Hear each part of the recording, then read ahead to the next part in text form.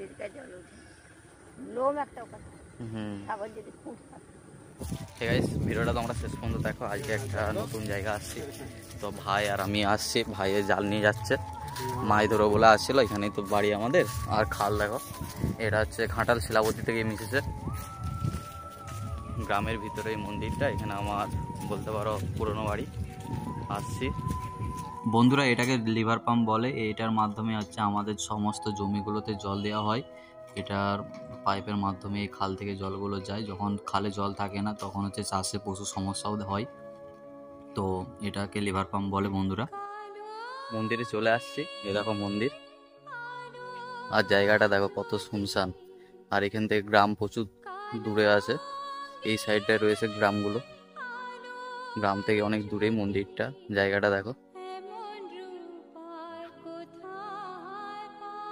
চলো মন্দিরে যাই। রূপের বার দেখে বাবা আপন অঙ্গে মাখলো ছাই। আমাদের মা শীতলা মা, এখানে বছরে পুজো হয় একবার। তো তোমরা যারা পুজোর ভিডিওটা দেখতে চাও আমি ডেসক্রিপশনে লিঙ্ক দিয়ে দেবো, সবাই দেখে নিও। প্রচুর জাগ্রত, আমি সব স্টোরি বলছি তোমাদের। জয় মা। এখানে বসে পড়েছে, যে শুয়ে পড়েছে। সত্যি জায়গাটা প্রচুর শান্তির জায়গা। দেখো ওখানেও শুয়ে আছে, দেখো জায়গাটা সত্যি খুব সুন্দর, শান্ত পরিবেশ। আর এই যে বট গাছগুলো দেখছো, বহু বছর পুরনো। বন্ধুরা, মন্দিরে অনেকে অনেক কিছু দান করেছে পিতা মাতার উদ্দেশ্যে, তাদের এখানে নাম রয়েছে। আর এই যে তারাপদ হাজরা, এটা হচ্ছে আমার দাদুর নাম, তোমরা দেখতেই পাচ্ছ। আর এখানে অনেকেই দান করেছে, তাদের সব স্মৃতি উদ্দেশ্যে এখানে নাম রয়েছে।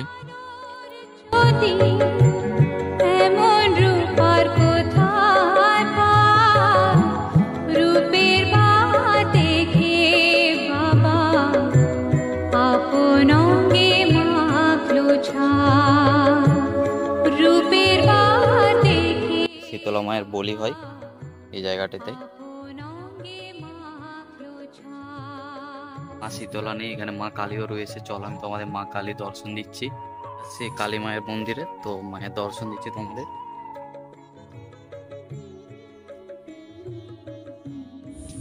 জয় মা কালী।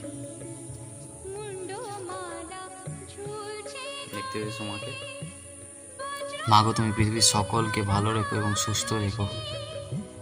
মায়ের এখানে বলি হয়, এই যে স্থানটিতে কালী মায়ের এখানে বলি হয়।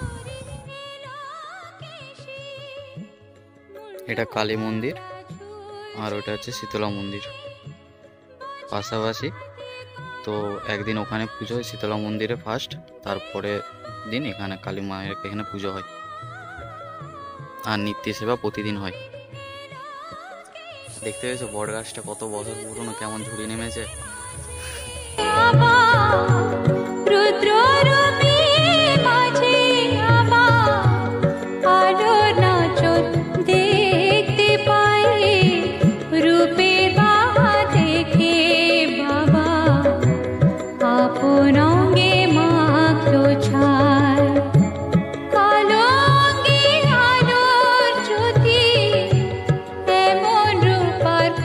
জল লিভার পাম্পের ওইটা বলছিলাম না, দেখো পাইপগুলো এদিকে গেছে, কারণ ওখানে একটা ছোট খাল রয়েছে, তো উপর দিয়ে পাইপটা কেমন করে নিয়ে গেছে। দেখো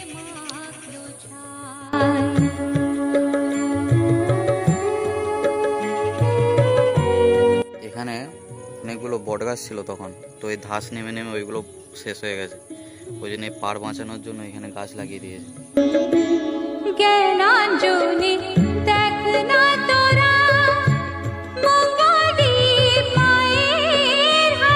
আর ভাই বললো গরু ছাগলের জন্য গাছগুলো নাকি টিকেনি, ওই জন্য জাল দিয়ে ঘিরে দিয়েছে। পাড়গুলো দেখো,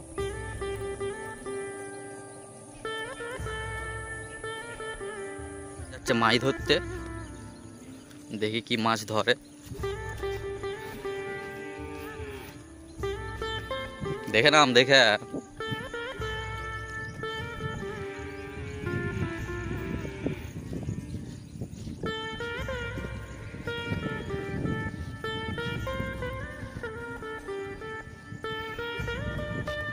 নামছি আমিও।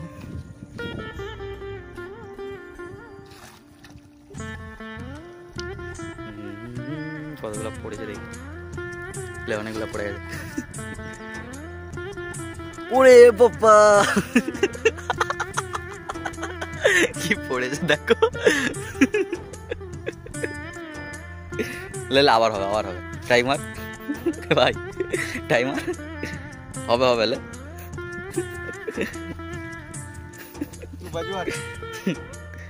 আর ধরছে দেখি কি হয়। বড় বড় লে, বিশাল বড় পড়েছে ভাই।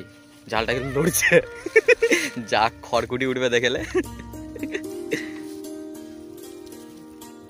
আবার অনেকটা, একটা রুই মাছ পড়েছে 2 কিলো।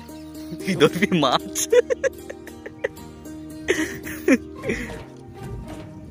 দেখি আবার ট্রাই করছে।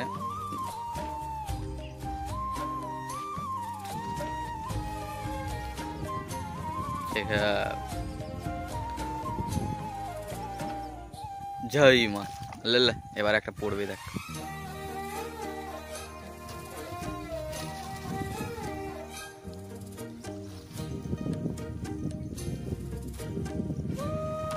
পড়েছে দেখ, জয় মা বলতেই পড়েছে দেখ, দেখলি মাছটা দেখা, মাছটা কত বড় মাছ পড়েছে দেখা।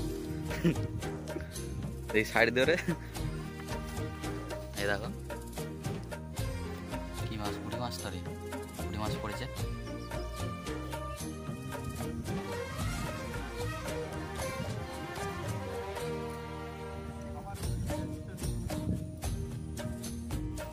একটাও পড়েনি এখনো মাছ, ট্রাই করছে, দেখি কত দূর কি হয়। ওখান থেকে এখানে চলে আসলাম, একটাও মাছ এখনো পড়েনি। হঠাৎ আমার রাস্তায় ঠাকুমার সাথে দেখা হয়েছে। ঠাকুমার কাছ থেকে মন্দিরের কিছু রহস্য শুনি, তোমরাও শোনো। বন্যারটা কি বলছিলে মন্দিরে? বন্যা তখন এসতো, বন্যা তখন ব্যবহারে সইতই, কিন্তু যখনই মন্দিরের ইয়াকে বন্যা যেত তখনই তো ইয়া হয়ে যেত, তখনই তো যেখানেও হানা তো সেই হানাটা হয়ে যতটা বন্যার চাপ নাই, হানা দিয়ে জলটা চলে যাচ্ছে ওই খালটা সেটাই সেই হানা পড়ে ইয়া হয়ে যায়, নাহলে তো তখন বন্যার চাপ কম ছিল।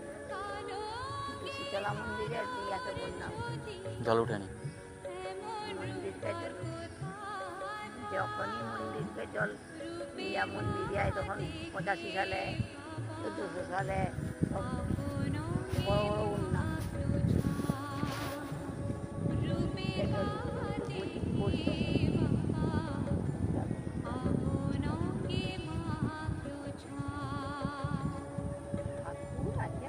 কে বলছিল যে 12 হাত কালী গয়না চুরি করে নিয়েছে, তাদেরকে ধরেছে, একজনকে ধরেছে, জানিনি অত সব, অত অনেক হইয়া। সে আগের বছরে তো দেখলাম ওই ছাগল ছেদের সময় সেই একটা লোমও কাটা হলো নি, কাদের বেশ ছাগল দিয়ে দিয়েছিল এখানে তো ছাগল যদি হচ্ছে ফুট ছাগল থেকে লোক কাটা, মানসিক দিয়ে হোক আর যাই মানসিক লোক ঘুরে তখন থাকতে সকল সব লিকান পুছান করে আর সেই সকল সব পুছাপুছি করে তারপরে আবার লোম একটা ছাগল যদি ফুট থাকে কি আর ফুট আছে, কি আছে, কি আছে। হ্যাঁ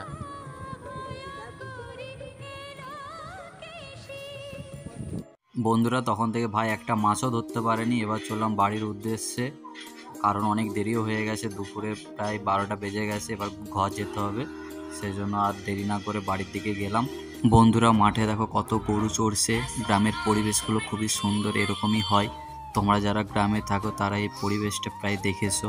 বন্ধুরা আমি যখন মারা যাব আমাকেও এই জায়গাটিকে আসতে হবে, এখানে হচ্ছে আমাদেরকে দাহ করে, এই সেই জায়গা। আর এখানে দেখো কি সুন্দর এই খাল, এটাকে ছোট খাল বলে, এখানে কি সুন্দর পদ্ম ফুল ফুটেছে, কত সুন্দর লাগছে দেখো। বন্ধুরা অবশ্যই চলে আসলাম বাড়ি, আর এখানে ভিউটা দেখো কত সুন্দর লাগছে, চারিদিক শুধু সবুজ ঘন, কি সুন্দর পরিবেশটা। তোমরা যদি ভিডিওটা ভালো লাগে প্লিজ একটা লাইক করে পাশে থেকো, সাবস্ক্রাইব করে। টাটা বাই বাই, দেখা হচ্ছে পরের ভিডিওতে।